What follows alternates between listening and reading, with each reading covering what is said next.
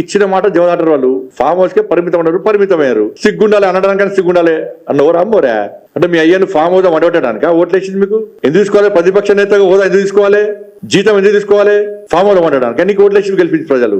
అరే మన్మోహన్ సింగ్ గారి ప్రభుత్వంలో ఆయన ప్రధానమంత్రి నేతృత్వంలో ఈయన మంత్రిగా పనిచేసాడు.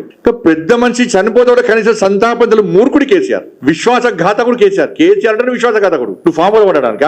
నువ్వు స్పందించకుంటే, నువ్వు మాట్లాడకుంటే నువ్వే ప్రతిపక్ష నేతవు, నువ్వు ఏ విధంగా ప్రజాపతి నేతవు? జ్యోతిరావు పూలే వర్ధంతికి రావు, జయంతికి రావు, అంబేద్కర్ గారి జయంతి వర్ధంతికి రావు.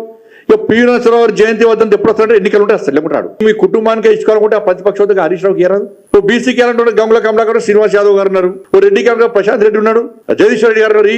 అన్ని సంకలట్టుకొని కింద పెట్టుకొని పంట అయిపోయాయి. ఎవరు రాదుగా పదవులు అన్ని నీకే కావాలి, కానీ ఫామ్ హౌస్ అంటాడు. ఈ ఫామ్ హౌస్ వండడాక ప్రజలు కష్టాల్లో ఆపదలు ఉన్నప్పుడు బయటకి రాని వ్యక్తి ఇక్కడ పెద్ద గాంధీ మాత్రం ఆయన ఏమన్నా ఎలక్షన్స్ రాగానే ఒకప్పుడు నడిచింది కొన్ని రోజులు